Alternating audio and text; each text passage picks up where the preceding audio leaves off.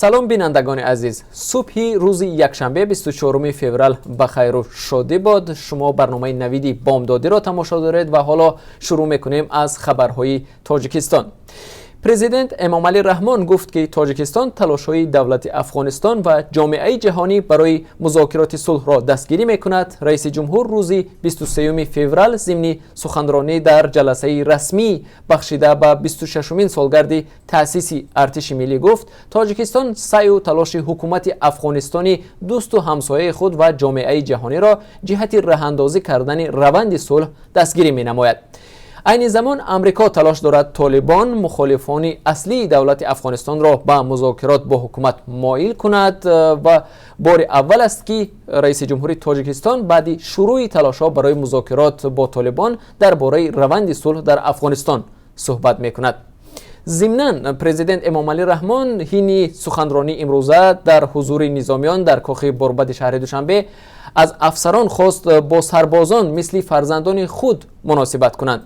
او هنگام سخنرانی در حضور مقامات بلندپایه نظامی و افسران و سربازان در روز 23 فوریه در شهر دوشنبه گفت رهبران ساختارهای نظامی و مقامات حفظ حقوق وظیفه دارند که قانون شکنی در بین سربازان و افسران را از بین ببرند. در روز جشن تأسیسیابی ارتش ملی تاجیکستان همکارم زرنگز نوروز شاه با جوانی که به تازگی از صف ارتش رخصت شده است هم صحبت شد و این گزارش را تهیه کرده است که حالا آن را با هم می‌بینیم. ҳабибуллои 24 сола 4 моҳи пеш аз сафи қувваҳои мусаллаҳ рухсат шуд. ӯ пас аз хатми донишгоҳи славянӣ навхост ки ҳар сол дар мавсими даъват ба артиш дар ташвишу гурезогурез бошад. тасмим гирифт ихтиёрӣ ба хизмат равад. ҳамаи мисол тағоҳоям, амакҳоям, падарам алал хусус хизмат кардагӣ буданд. чӣ гуна медонем шараф аст, хай боз пахлӯи дигар низ дорад. бо вуҷуди мухолифатҳои модар ки аз сару садо ва хабарҳои нохуш роҷеъ ба вазъи артиш огаҳ буд, соли пеш ҳабибулло ба сафи қувваҳои мусаллаҳ пайваст ва барои хизмат дар батальони десантӣ аз душанбе ба вилояти Суғд сафарбар шуд. машқҳояш саҳархезӣ дар як режими муайян, дар як нормаи муайян мисол инсониятро нигоҳ медорад. дар аввал вақте ки даврони тайёршавӣ яъне карантин ба кам мақсад душвориҳо буд. ин сарбози собиқ мегӯяд аз ҷавононе ки солҳои пеш хизмати сарбозиро адо кардаанд дар робита ба вуҷуди дедавшина ё меҳтарсолорӣ мешунид. аммо соли хизмати ӯ ба гуфтаи ҳабибулло назорат аз болои қисмҳои ҳарбӣ дар Суғд зиёд ва тартибу низом хуб буд. назорат ва сахтгирии роҳбарони ҳамон қисмҳои ҳарбӣ сабаб шуда метавонад. вақте ки мо мерафтем бо мо ҳамсӯҳбат мешуданд, аз суди ҳарбӣ меомаданд, аз кумитаи амнияти давлати миллӣ меомаданд, мақсад бо мо ҳамсӯҳбат мешуданд чӣ мушкилӣ доред. ҳабибулло мегӯяд дар қисми ҳарбие ки ӯ хизмат кард ҷавонони мисли худаш соҳиб маълумот зиёд буд ва ба гуфтаи ӯ ин гурӯҳи сарбозон дар муносибат рафтор аз ҳамхизматони дигарашон фарқ мекунанд. собир саидзода як писари хонавода ва расман аз хизмат озод буд. барои таҳсил ба хориҷа омодагӣ мегирифт. аз имтиҳон ҳам гузашт, аммо пули шартномаи таҳсилро надошт.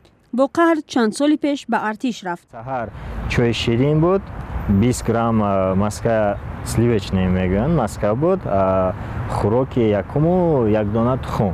мисол ҳамин хел буд. даврае ки ман хизмат мекардам, мисол ба ҳамин шояд баъзе одамое буданд ки дар ҷомеа шаҳрванд дар берун аз қисми ҳарбӣ зиёдтар мехӯрданд. мисол бар онҳо кифоя набуд.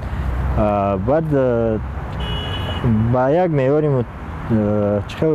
меъёри муайян худро даровардан мисол каме ҳамин душвортар буд. шахсан барои ман таомҳо, хӯрокҳое ки медоданд шахсан барои ман он қадар ба таби дили ман набуд ва хонаи падару модари ман ҳам вайҷо нест ки мисол ман шикоят кунам. собир мегӯяд дар соли хизмати ӯ дар мавриди таъмини сарбозон бо либосу пойафзор мушкил ҷой дошт. либосе ки ба сарбозон дода мешуд духт ва сифати хуб надошт. дарёфти пойафзол бо андозаи мувофиқ барои бархе аз сарбозон ҳам мушкил буд. аксари вақт сарбозо сарзаниш аз пушти чӣ гӯем аз пушти сару либос, тоза нигоҳ надоштани сару либос ё ки камтар решу мӯйлабҳои давидагӣ, мӯи сари баланд بعد بسیاری солдат ها با همون محیط مطابق نشده بودند میگریختند از همون قسم های حربی فرار میکردند. در چارچوبه آیین‌نامه گوییم، در چارچوبه قانون در گاوبخت با مهلت 5 شبانه روز یا که 10 شبانه روز نگاه میکردن نسبت به چقدر مثال همون سرباز جزای سخت کرده است یا که سبب. ولی با این همه به گفته این هم صحبتی ما زندگی سربازی به او مستقلیت رو آموخت. بعضی خصلت‌های بد هم داشتم، نمیخوام نامگیر کنم، از اون خصلت‌ها کنده شدم. بعضی چیزها رو باز آموختم برای خود. عموما به قدری بگیم مادران میرسیدم که لباس میشستند و چیکار میکنند. خدمت به من یک درس خوب داد. اکثر جوانان پس از خدمت از نقل حالتهای لطوکوب شدن یا ددفشین از جانب کهن سربازان خودداری میکنند. این به قول به شأن یک جوان مرد نمیزیبد. اما در مجموع کارشناسان سازمانهای دفاع از حقوق بشر میگویند با وجود تا جای تغییر یافتنی و از تلاش‌ها برای از بین بردن ابله و مهترسالاری، این حالتها هنوز هم رخ میدهند.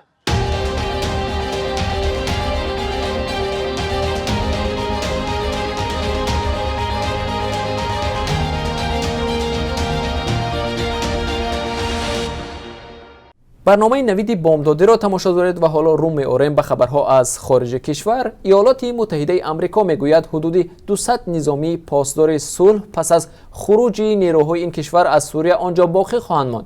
سارا ساندرز سخنگوی کاخ سفید روز 21 فوریه گفت که 200 عضو نیروهای پاسدار صلح آمریکا برای یک دوره گزارش در سوریه باقی خواهند ماند. دونالد ترامپ پرزیدنت آمریکا ماه دکبر گفته بود که جنگیان گروه تندروی داعش در سوریه سرکوب شدند و دیگر ضرورت برای باقی ماندن سربازان آمریکایی وجود ندارد. این تصمیم ترامپ جمهوری خواهان و دموکرات ها تنقید کردند. با گفته آنها با بیرون شدن نیروهای آمریکایی از سوریه ارتش کردها به خطر روبرو می شود. در سوریه آمریکا، ترکیه، روسیه و ایران سرباز دارند و هر کشور از گروه‌های علاهیده پشتیبانی می کند. ناآرامی ها در سوریه که از سال 2012 آغاز شده بود هنوز پایان نیافته است. و بیننده ارجمند رو می‌آوریم به خبرها باز از تاجیکستان. یادگار فایزوف رئیس ولایت مختار بدخشان تاجیکستان گفته است در ولایت 6000 نفر رسما همچون افراد بیکار به قید گرفته شدند، ولی شماره بیکاران به مراتب از این بیشتر است. غالب نیت بیکوف سخنگوی رئیس ولایت مختار بدخشان روز 23 فوریه در صحبت با رادیو آزادی گفت روز گذشته با حضور رئیس ولایت نشست خبری برگزار شد و فایزوف به سؤال خبرنگاران پاسخ گفت. یادگار فایزوف بیکاری را یک از مشکلات اساسی ولایت عنوان کرده گفته است بنابر آمار رسمی عین زمان در منطقه 6000 نفر رسما به حیث بیکار ثبت نام شدند، ولی در اصل شماره بیکاران به مراتب بیشتر از این است. رئیس ولایت اعتراف کرده است که آمار رسمی بیانگر واقعیت نیست و در اصل شماره بیکاران در ولایت به 30% میرسد. همصحبت ما گفت برای تا حد کاهش دادن شماره بیکاران خصوصا در میان جوانان شهر خاروغ با مساعدت وزارت کارهای داخلی تاجیکستان 100 نفر به ساختمان نیروگاه برقی آبی راغون فرستاده شدند و ماه مارت امسال نیز با 100 نفر دیگر روانه می شوند.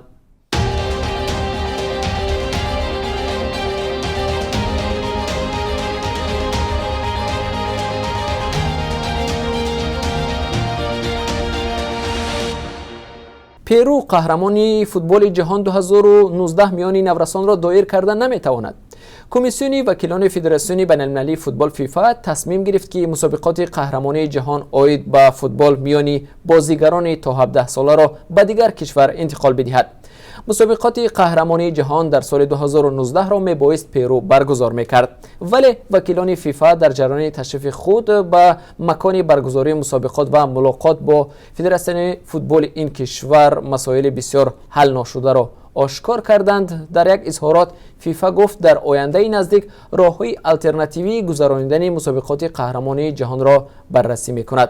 قرار درباره گذراندن مسابقات قهرمانی جهان عاید به فوتبال میان بازیگران تا 17 ساله در پرو ماه مارت سال 2018 قبول شده بود. درخواست رقابتی روانده به علت مسائل حل طلب رد گشت. موافق تقویم مسابقات بازی‌ها باید از 5 تا 27 اکتبر سال 2019 برگزار شوند. بیننده ارجمند، این خبر آخری برنامه امروز بود. تا برنامه‌های بعدی، خداحافظی شما.